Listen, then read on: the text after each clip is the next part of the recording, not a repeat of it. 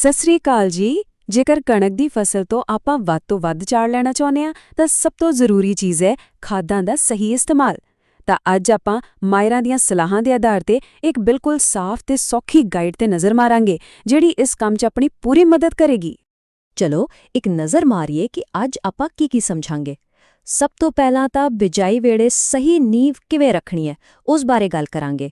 ਫਿਰ ਦੇਖਾਂਗੇ ਕਿ ਫਸਲ ਨੂੰ ਨਾਈਟ੍ਰੋਜਨ ਕਦੋਂ ਤੇ ਕਿਵੇਂ ਦੇਣੀ ਹੈ। ਇਸ ਤੋਂ ਬਾਅਦ ਆਪਾਂ ਇਹ ਵੀ ਸਿੱਖਾਂਗੇ ਕਿ ਵੱਖ-ਵੱਖ ਹਾਲਤਾਂ ਵਿੱਚ ਆਪਣੀ ਖਾਦ ਦੀ ਯੋਜਨਾ ਨੂੰ ਕਿਵੇਂ ਬਦਲਿਆ ਜਾ ਸਕਦਾ ਹੈ।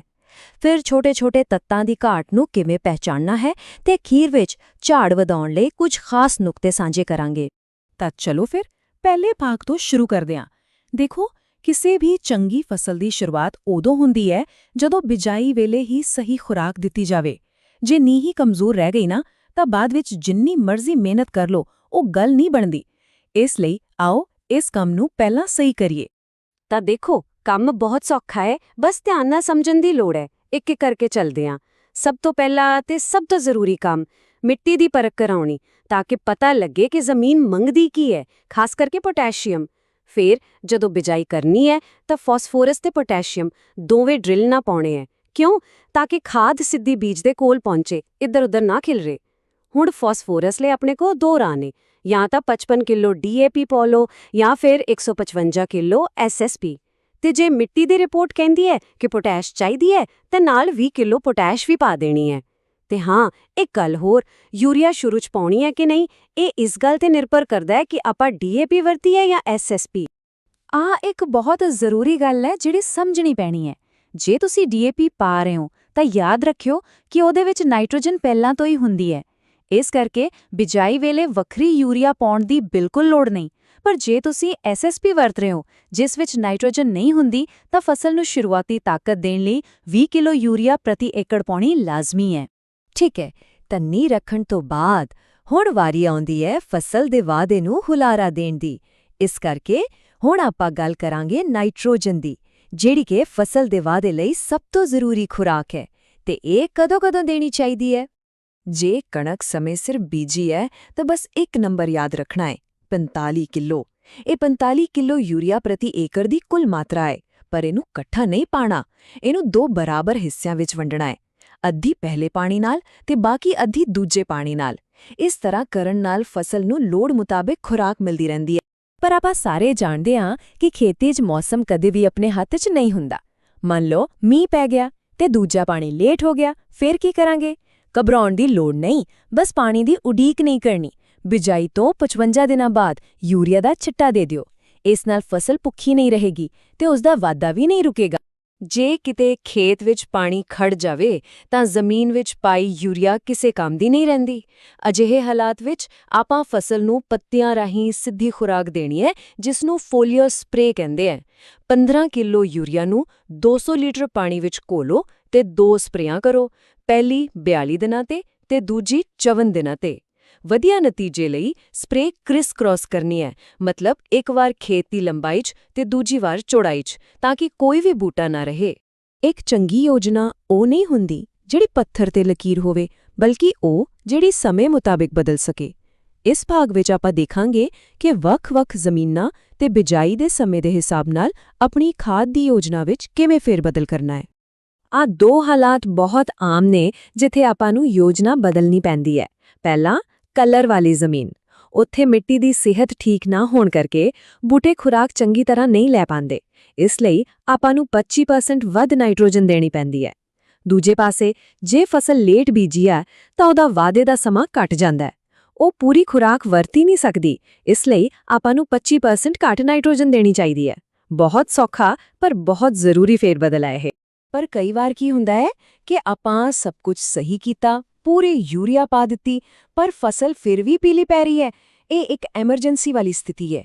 ਪਰ ਇਸ ਦਾ ਹੱਲ ਹੈਗਾ, ਫੌਰਨ 3% ਯੂਰੀਆ ਘੋਲ ਦਾ ਸਪਰੇ ਕਰ ਦਿਓ। ਇਹ ਫਸਲ ਲਈ ਇੱਕ ਤਰ੍ਹਾਂ ਦੇ ਗਲੂਕੋਜ਼ ਵਾਂਗ ਕੰਮ ਕਰਦਾ ਹੈ ਤੇ ਉਸ ਨੂੰ ਤੁਰੰਤ ਤਾਕਤ ਦਿੰਦਾ ਹੈ।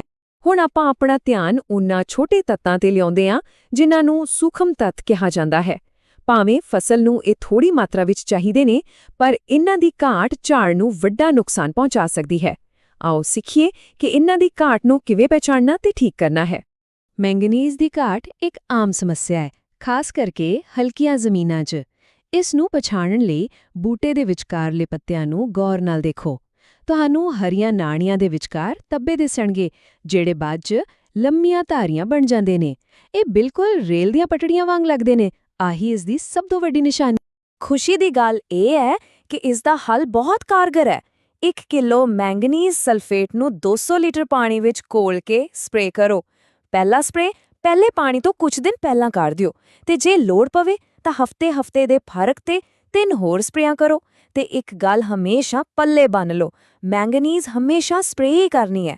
ਜੇ ਇਸ ਨੂੰ ਜ਼ਮੀਨ 'ਚ ਪਾਇਆ ਤਾਂ ਇਹ ਮਿੱਟੀ ਨਾਲ ਜੁੜ ਜਾਂਦੀ ਹੈ ਤੇ ਬੂਟੇ ਨੂੰ ਮਿਲਦੀ ਹੀ ਨਹੀਂ। ਜ਼ਿੰਕ ਦੀ ਘਾਟ ਨਾਲ ਫਸਲ ਦਾ ਵਾਧਾ ਹੀ ਰੁਕ ਜਾਂਦਾ ਹੈ। ਬੂਟੇ ਛੋਟੇ ਰਹਿ ਜਾਂਦੇ ਨੇ, ਮਧਰੇ ਜੇ। ਇਸ ਦੇ ਖਾਸ ਲੱਛਣ ਵਿਚਕਾਰਲੇ ਪੱਤਿਆਂ ਤੇ ਦਿਸਦੇ ਨੇ।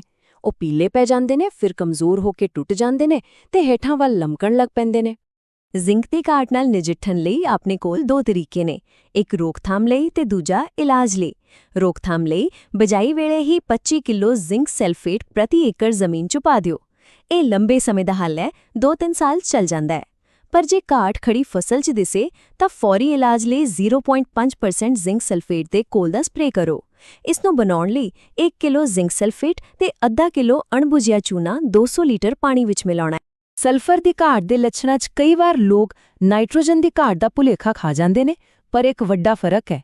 ਸਲਫਰ ਦੀ ਘਾਟ 'ਚ ਪੀਲਾਪਨ ਸਭ ਤੋਂ ਪਹਿਲਾਂ ਨਵੇਂ ਯਾਨੀ ਉੱਪਰਲੇ ਪੱਤਿਆਂ ਤੇ ਆਉਂਦਾ ਹੈ, ਜਦਕਿ ਪੁਰਾਣੇ ਹੇਠਲੇ ਪੱਤੇ ਹਰੇ ਰਹਿੰਦੇ ਨੇ। ਨਾਈਟ੍ਰੋਜਨ ਦੀ ਘਾਟ 'ਚ ਇਸ ਤੋਂ ਉਲਟ ਹੁੰਦਾ ਹੈ। ਇਸ ਫਰਕ ਨੂੰ ਸਮਝਣਾ ਬਹੁਤ ਜ਼ਰੂਰੀ। ਸਲਫਰ ਦੀ ਘਾਟ ਦਾ ਇਲਾਜ ਕਰਨ ਨਾਲੋਂ ਚੰਗਾ ਹੈ ਕਿ ਇਸ ਨੂੰ ਆਉਣ ਹੀ ਨਾ ਦਿੱਤਾ ਜਾਵੇ।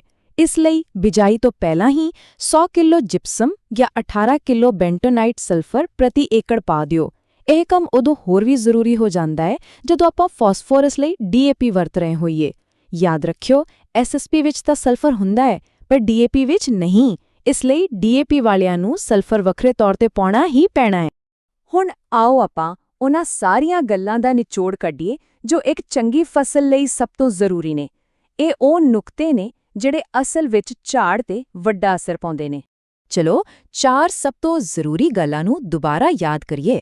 ਪਹਿਲੀ, ਫਾਸਫੋਰਸ ਹਮੇਸ਼ਾ ਕਣਕ ਨੂੰ ਪਾਓ, ਅਗਲੀ ਫਸਲ ਜਿਵੇਂ ਝੋਨੇ ਜਾਂ ਮੱਕੀ ਨੂੰ ਨਹੀਂ। ਦੂਜੀ, ਮੈਂਗਨੀਜ਼ ਸਿਰਫ ਤੇ ਸਿਰਫ ਸਪਰੇਅ ਰਾਹੀਂ ਦੇਣੀ ਹੈ, ਜ਼ਮੀਨ 'ਚ ਕਦੇ ਨਹੀਂ ਪਾਉਣੀ।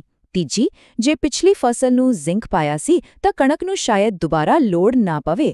ਅਤੇ ਚੌਥੀ, ਜੇ ਜ਼ਮੀਨ ਰੇਤਲੀ ਹੈ ਤਾਂ ਡੁਰਮ ਕਿਸਮਾਂ ਨਾ ਬੀਜੋ, ਕਿਉਂਕਿ ਉਹਨਾਂ ਵਿੱਚ ਮੈਂਗਨੀਜ਼ ਦੀ ਘਾਟ ਦਾ ਖਤਰਾ ਜ਼ਿਆਦਾ ਹੁੰਦਾ ਹੈ।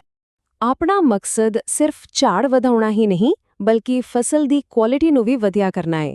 ਜੇਕਰ ਦਾਣੇ 'ਚ ਜ਼ਿੰਕ ਦੀ ਮਾਤਰਾ ਵਧਾਉਣੀ ਏ, ਜਿਹੜੀ ਕਿ ਖਾਣ ਵਾਲਿਆਂ ਦੀ ਸਿਹਤ ਲਈ ਬਹੁਤ ਚੰਗੀ ਏ, ਤਾਂ ਜਦੋਂ ਦਾਣਾ ਬਣ ਰਿਹਾ ਹੋਵੇ ਉਦੋਂ 0.5% ਜ਼ਿੰਕ ਸਲਫੇਟ ਦੀ ਸਪਰੇਅ ਕਰ ਦਿਓ। ਇਹ ਇੱਕ ਛੋਟਾ ਜਿਹਾ ਕਦਮ ਫਸਲ ਦੀ ਪੋਸ਼ਣ ਕੀਮਤ ਨੂੰ ਕਾਫੀ ਵਧਾ ਸਕਦਾ ਹੈ।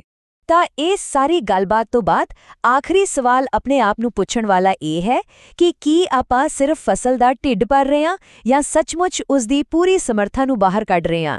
ਯਾਦ ਰੱਖਿਓ, ਸਹੀ ਪੋਸ਼ਣ ਪ੍ਰਬੰਧਨ ਹੀ ਇੱਕ ਆਮ ਫਸਲ ਨੂੰ ਇੱਕ ਸ਼ਾਨਦਾਰ ਫਸਲ ਬਣਾ ਸਕਦਾ ਹੈ।